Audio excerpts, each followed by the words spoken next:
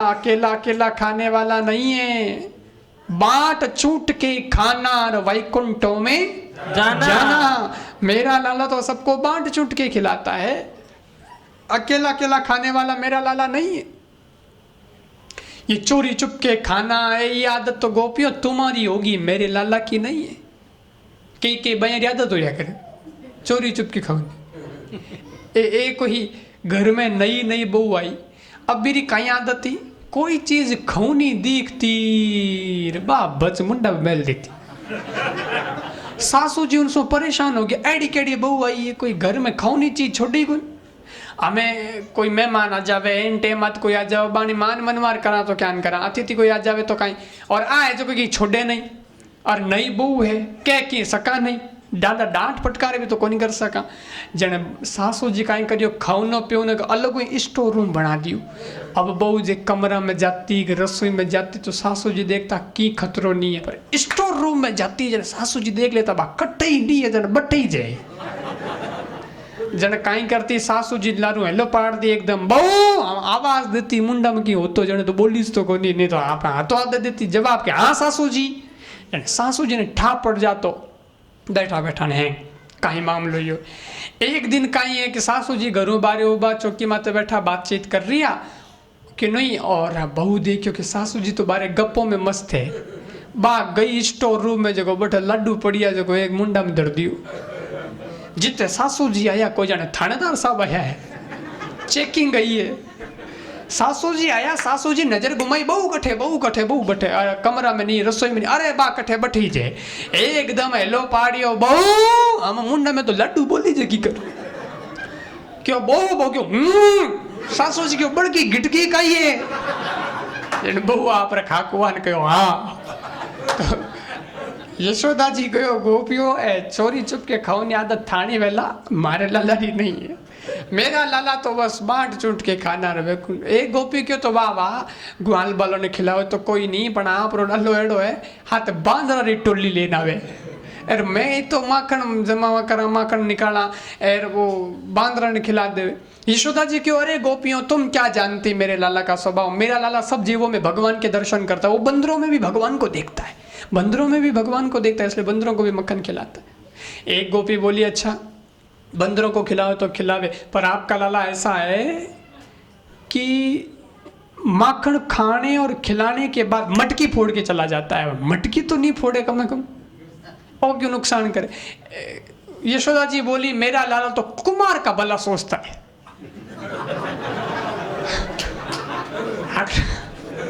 अगला तो देखना पड़े भाई, सब थे एक एक मटकी ने 20-20 साल तेरा को फोड़ो को, तो कुमारी कमे की कर चल। गोपियां बोली अच्छा आपका लाला मटकी से मक्खन खावे तो कोई नहीं, खिलावे तो कोई नहीं, मटकी फोड़े तो कोई नहीं, लेकिन आपका लाला ऐसा है सवेरे जल्दी आता है और हमारे बच्चों को जगा के चला जाता है। सबको कान पकड़ के उठाते चलो उठो अब, नहीं टब्बर बे उठे जन फंठा यशोदा जी बे रोवे जन घरों को काम काज करन दे कोनी, जन पचे बे रोवे जन बाने संभाला घरों काम काज करा। यशोदा जी बोली अरे गोपियों मेरा लाला तुम्हारे घर अलार्म घड़ी का काम करता है, सवेरे जल्दी आके जगाता है, तो या तो अलार्म घड़ी जगाती है मेरा लाला जगाता है, और तुम्हारे बच्चों में अच्छी आदत डालता है, अच्छे संस्कार देता है, जल्दी उठने के, जल्दी उठना भी चाहिए, बच्चों को जल्दी उठने के संस्कार देने चाहिए। आजकल री बाय तो कहीं 10-10 बजे ते टाबरा न उठावे कि घर रो पहला काम काज निपटाला छोरा ने पजे उठावे, 10 बजे उठावे पचे मोटावे जनते के हमें बेगा उठ जी पे 12 बजे पहले उठने वाला ही कोई, क्योंकि पहले से आदत अच्छी नहीं डाली, संस्कार अच्छे नहीं दिए। और बच्चों को तो जल्दी ही उठाना चाहिए और उठना चाहिए, क्योंकि अपना बडेरा कहता कि भाई सवेरे जल्दी उठने पढ़ाई करे नहीं जन पढ़ाई जल्दी आवे। क्यों? क्योंकि सरस्वती माँ है ना, विद्या की देवी माँ शारदा सरस्वती, वो माँ सरस्वती सवेरे सब जगह घूमती है, वो देखती है कि कौन उठा हुआ है कौन उठा हुआ है, जो सोया हुआ वो सोता ही रह जाता है, जो जगा हुआ होता है उसके दिमाग में प्रवेश कर जाती है, वो बुद्धिमान बन जाता है। इसलिए सबसे ज्यादा बुद्धिमान बच्चा जल्दी उठता है, क्योंकि उसकी दिमाग बहुत कुशाग्र होता है, तो जल्दी उठने के संस्कार देता है। मेरा बच्चा क्या गलत कर रहा है। एक गोपी बोली जल्दी उठावे तो उठावे, पर आप रो छोरो आवे गाय दून टेम वो भी 1 घंटा पहला बछड़ा ने खोलन चलो जावे। मैं गाय दून जाऊं जन टोकड़िया गाय एक जगह मिले, पचे हैंग बछड़ा गाय रो दूध पी जावे, माने एक बूंद दूध नहीं मिली। यशोदा जी बोली गोपियों मेरा लाला तो सबको अपना अपना हक दिलाता है। अरे उनका अधिकार है, बछड़ों को उनका अधिकार है, वो अगर अपनी माँ का दूध नहीं पिएंगे तो कौन पिएगा। तुम तो स्वार्थी हो, बस बछड़े को इसलिए छोड़ती हो कि उसका गाय का दूध स्तन में आ जाए और निकालती हो तुम और वो बेचारा भूखा रहता है। तो सबको अपना अपना हक दिलाता है मेरा बच्चा। एक से एक बढ़कर के गोपियां शिकायत करती है, पर यशोदा जी वापस ऐसा जवाब देती है कि गोपियां चुप। प्रत्युत्तर देखो यशोदा जी का खतरनाक है, वो चुप कर देती है सबको। इतना सब हो रहा था, इतने में आ गए कन्हैया खेलते खेलते घर पे। तो यशोदा जी बोली कन्हैया ये सब गोपियां तेरी शिकायत कर रही है, क्यों रे लाला तू इनके घर मक्खन चोरी करने गया।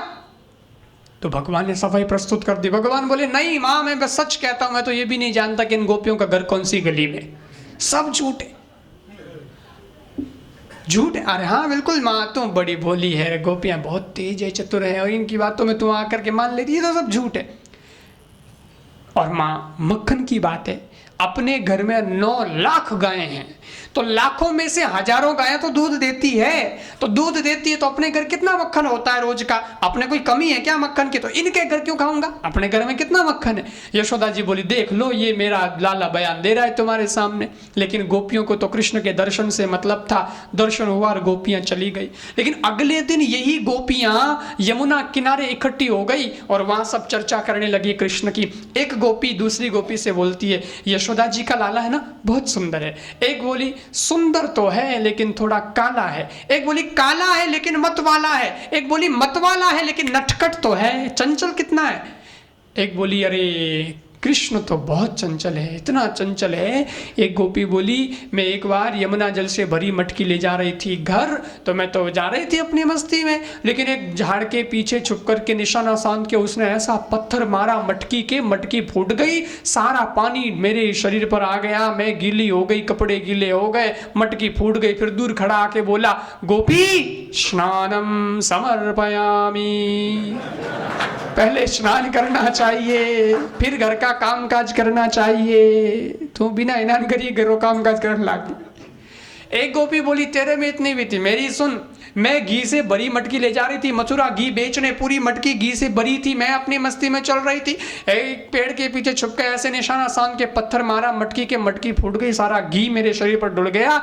और फिर दूर खड़ी खड़ी कहने लगा, कन्हैया आया दूर खड़ा खड़ा कहने लगा गोपी घृतम स्नानम समर्पयामी, घी से स्नान करना चाहिए। एक गोपी बोली तेरे में इतनी बीती, मेरी सुन क्या बीती मेरे में। क्या बीती? बोले यमुना किनारे बैठी थी मैं और मेरी सखी ललिता, दोनों यमुना किनारे बैठी मीठी मीठी बातें कर रही, हम बातों में मस्त थी। यशोदा जी का लाला पीछे से आया, पास पास हम बैठी थी, हम वो पीछे से आया, हमको पता ही नहीं, हम दोनों की चोटियां आपस में बांध के चला गया, पता नहीं चला। फिर आधे घंटे बाद बातें करते करते होती तो धड़ाम से गिरी धरती पर। फिर सामने आके बोला कि आपस में किसी की चुगलियां नहीं करनी चाहिए। एक गोपी बोली अरे तेरे में इतनी बीती, मेरी सुन, मेरे में तो क्या बीती है, क्या बीती है भगवान। बोले क्यों? अरे बोले ऐसी बीती है कि मेरे को बताने में शर्म आती है। बोले शर्म की क्या बात है? बोले ऐसी बीती। अरे बता तो। अरे नहीं नहीं, अरे बताना ही पड़ेगा अब तो, शर्म वाली क्या है। तो अब ज्यादा जब कहा तो वो बोली बस परसों की बात है, ये लेटेस्ट न्यूज, परसों की बात है, मेरे पतिदेव का 51वां जन्मदिन मना और 51वें जन्मदिन पर मैंने सत्यनारायण भगवान की पूजा अर्चना करी। तो सत्यनारायण भगवान के लिए पंजरी का प्रसाद बनाया, उनके लिए पंजरी का भोग बनाया। तो तब तक लाला मेरे पास में आए, मेरे को बोले राम राम गोपी। मैंने बोला राम राम लाला। तो ये क्या कर रही है पूछा। मैंने कहा मैं जय के लिए भोग बना रही हूँ बेटा। तो जय के लिए भोग बना रही है? बोले सबसे बड़े जय तो हम ही हैं, हमारी भोग लगा दे पहले। अरे बोले नहीं लाला ऐसे थोड़ी, पहले भगवान के भोग लगेगा फिर तेरे को प्रसाद मिलेगा। बोले नहीं हम सबसे बड़े जय हैं, हमारे पहले भोग लगा दे। अब बहुत समझाया लेकिन नहीं माने, बहुत जिद कर ली, बहुत जिद कर ली।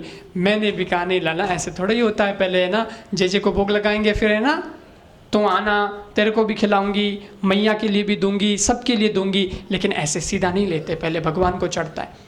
लेकिन फिर लास्ट में नाराज हो गए, बोले तूने आज सच्चे भगवान का अपराध कर दिया, अपमान कर दिया, तू क्या समझती, जे जे करती, जे खड़ा है, तू भोग नहीं लगाती, मेरे को भूखा हूँ और फिर और कुछ खिलाती नहीं। ऐसे करके रूठ गए, और इतना रूठ गए तो बोले अब जो होगी सो देखी जाएगी, आज तेरे को ही देखना है, छोड़ूंगा नहीं। और नाराज होके चले गए। ऐसे नाराज हुए, दिन भर मेरे घर नहीं आए, शाम तक नहीं आए। पर रात को 12 बजे न जाने मेरे घर की कौन सी खिड़की में से नंदलाल मेरे घर आ गए और मेरी चोटी मेरे पति देवता के दाढ़ी से बांध के चले गए। रात को 1:30 बजे मेरे पतिदेव को प्यास लगी, वो पानी पीने के लिए उठे। वो आगे आगे तो पीछे पीछे मैं भी। मैं कह रहा हूँ क्या कर रहे हो, क्या कर रहे हो? पतिदेव कह रहे क्या कर रही, क्या कर रही है? मैं कह रहा हूँ क्या कर रहे हो, क्या कर रहे हो? पतिदेव कह रहे क्या कर रही, क्या कर रही है? जैसे तैसे करके दीपक जलाया, प्रकाश करके देखा तो मेरे पतिदेवता के दाढ़ी के 25% बाल मेरे हाथ में आ गए। इतना उधम मचाता है। एक गोपी बोली, वे कुछ भी बोलो हमेशा ध्यान यशोदा जी के लाला का है। वो ऐसी ऐसी लीलाएं करता है कृष्ण कि हमेशा चिंतन उसी का बना रहता है। क्या करें, ध्यान कभी उससे हटता ही नहीं। एक गोपी बोली बिल्कुल सही बात है, कुछ भी करे ना तो ध्यान यशोदा जी के लाला का रहता है। एक गोपी बोली एक बार मैं भोजन बना रही थी तो ध्यान यशोदा जी के लाला का था, चूल्हे में देनी चाहिए थी लकड़ी, वहां मैंने दे दिया बेलन।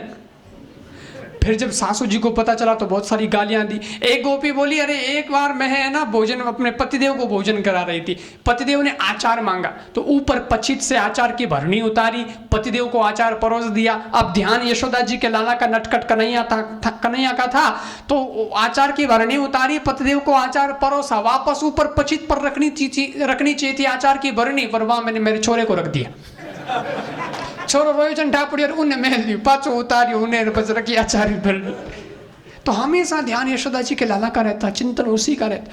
ये गोपियां सब इस प्रकार से बातें कर रही है, सब गोपियां बातें करती है। वो यशोदा जी के लाला हमारे घर आता है मक्खन चोरी करने के लिए, मेरे घर मक्खन चोरी करने के लिए मैं आता है, मेरे घर मक्खन चोरी करने के लिए आता है। और भगवान गोपियों के घर जो मक्खन चोरी करने के लिए जाते थे ना सज्जनों, तो ये मक्खन चोरी क्या थी?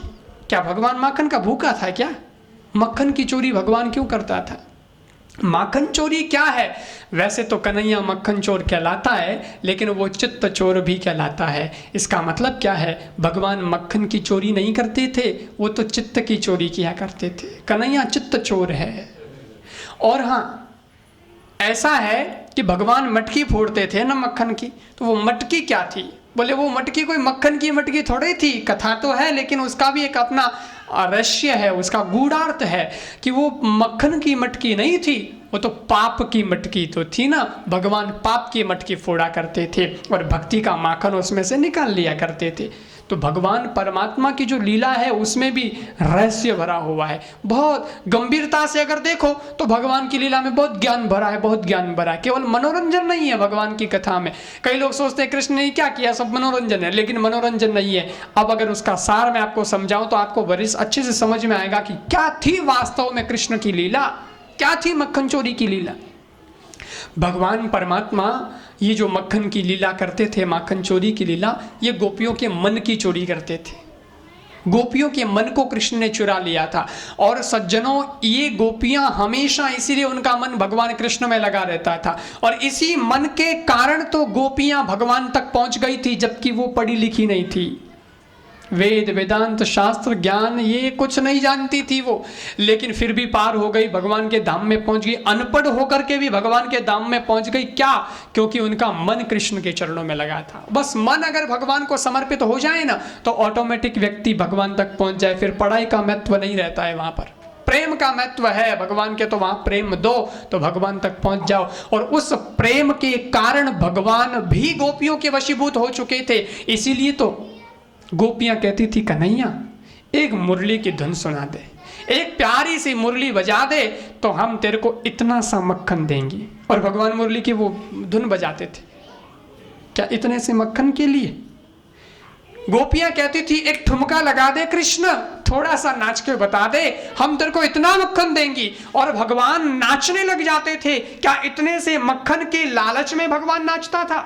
भगवान क्या मक्खन का भूखा था इतने से? कोई नहीं, भगवान परमात्मा इसलिए नहीं नाचता था। तो सज्जनों, वो तो जगत का पिता है, वो जगत को नचाने वाला है, क्या गोपियों से नाचेगा। लेकिन भक्ति की शक्ति थी कि भगवान जगतपति दीनानाथ भी उन गोपियों के सामने थिरकने को मजबूर हो जाया करता था। ये भक्ति की शक्ति थी, ये प्रेम था। तो प्रेम की ताकत थी कि वो मन पड़े जैसे कन्हैया को कुछ भी कर देती थी। बाकी तो बड़े बड़े देवताओं के पकड़ में नहीं आए भगवान, गोपियों को क्या पकड़ में आते। शेष महेश गणेश देश जाय निरंतर ध्यावे ताई अनादि अखंड अछेद अभेद सो भेद बतावे नारद शेष को व्यास रटे पचिहार तहु पुनि पार न पावे ताही अहीर की छो हरिया चचिया बर छाछ पे नाच नचावे चचिया बर छाछ पे नाच। ये था भगवान श्री कृष्ण की भक्ति। और भगवान परमात्मा ने देखा कि इनमें कहीं भी वो बनावटीपन नहीं है, बिल्कुल निखालसता है, गोपियों का सीधा साधा मन है और ये मुझे दे बैठी है मन।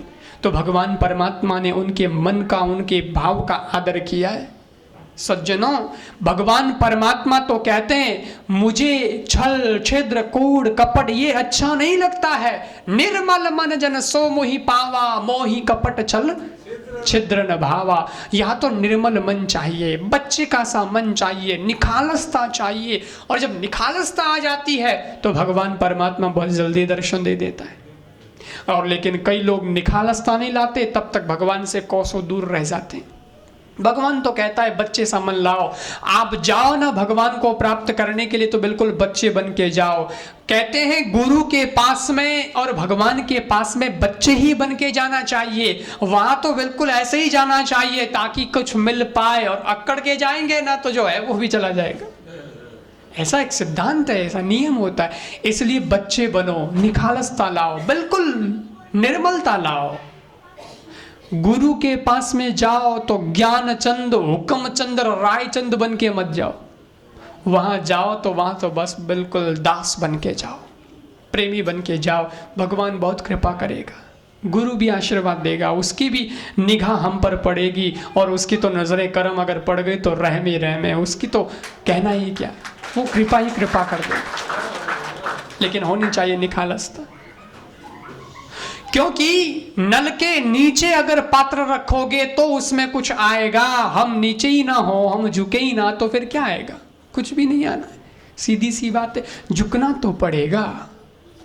और कई बार आदमी अहंकार में रह जाता है तो आता भी है, भगवान खुद देना चाहता है उसको, लेकिन अपने अपने गमन। लोग कहते हैं भगवान महाराज कहाँ है, उसका दर्शन कैसे करें? अरे कैसे क्या करें? तुम अपने अहंकार के महल से बाहर आओ और झांक कर के देखो, वो बिल्कुल अहंकार के महल से बाहर ही खड़ा है। आप अहंकार से बाहर निकल जाओ, भगवान सामने है, परमात्मा दर्शन दे देगा। ट्रेन आती है ना प्लेटफॉर्म पे, तो कब आती है? सिग्नल जब हो जाता है तब आती है। वो सिग्नल को झुकना पड़ता है। सिग्नल अक्कड़ के रहता है तब तक ट्रेन नहीं आती है, और सिग्नल सोचता है मैं काहे को झुकूं, क्या है।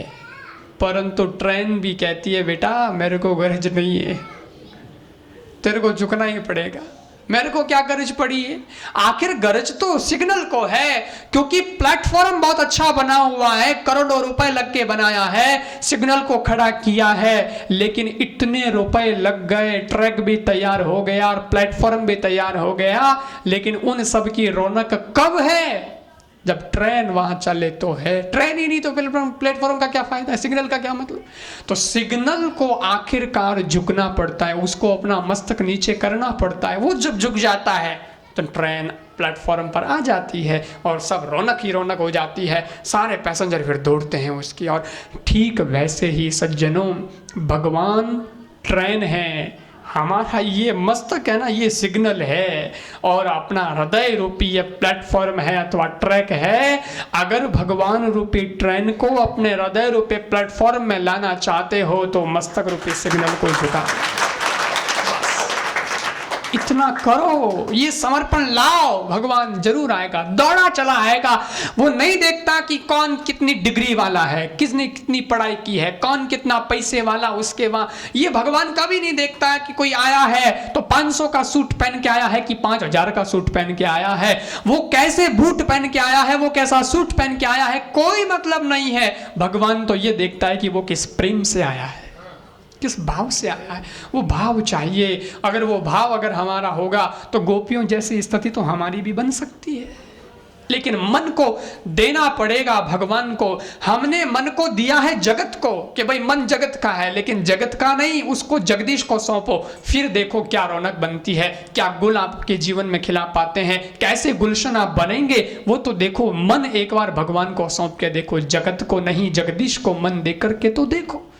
हम तो क्या करते हैं, मन को जगत से जोड़ रखा है, इसलिए कोई भी चीज होती है तो अपनी बताते हैं, और अपनी बताते तो इशारा कहाँ करते हैं, ये चीज किसकी है, ये चीज मेरी है, ये मकान किसका है, ये मेरा है, ये दुकान किसकी है, मेरी है। मेरी का अर्थ, मेरी का इशारा कहाँ करते हैं, यहाँ करते हैं। मतलब मन अपन बता दें भाई यहाँ मन है, ऐसा मन मानते, तो यहाँ पर इशारा करते हैं। यानी मन का संबंध हमने संसार से जोड़ रखा है, इसलिए तो कहते हैं कि ये मेरी है, ये मेरी है, ये मेरी, और मन से ही सीधा जोड़ते हैं। आज तक तो मैं कोई यार आदमी देखे कोई आदमी पूछे को मकान क्यों, तो कोई आदमी यूं कौन के ओ मकान मारो है, आकर हाथ लगा कोई कौन के, आकर कोई हाथ कौन लगा, और कोई कौन के ओ आ दुकान मारी है, कोई कौन के ये मकान मेरा, ऐसा नहीं बोल रहे, ये मकान मेरा, सीधा हाथ। ये आपने कभी सोचा ऐसा ही क्यों करते हैं, कोई और जगह हाथ नहीं लगाते, सीधा यहाँ हाथ लगाएंगे, ये दुकान मेरी, ये मकान मेरा, ये फलाना मेरा, ये फलाना मेरा। यानी मन का संबंध है सारा, इसलिए मन से जोड़ते हैं। लेकिन सच क्या है, सच तो ये है कि नागर तेरा नागर मेरा, ये तो चिड़िया रैन बसेरा। वास्तव में अपना है ही नहीं वो, लेकिन फिर भी हम अपना अपना अपना अपना अपना अपना कर रहे हैं, ये तो समझ में नहीं आता। और संतों ने तो स्पष्ट लिख दिया, हो मोरे मनेवा क्या है रे जग में तेरा, मोरे मनेवा क्या है रे जग में तेरा, मोरे मनेवा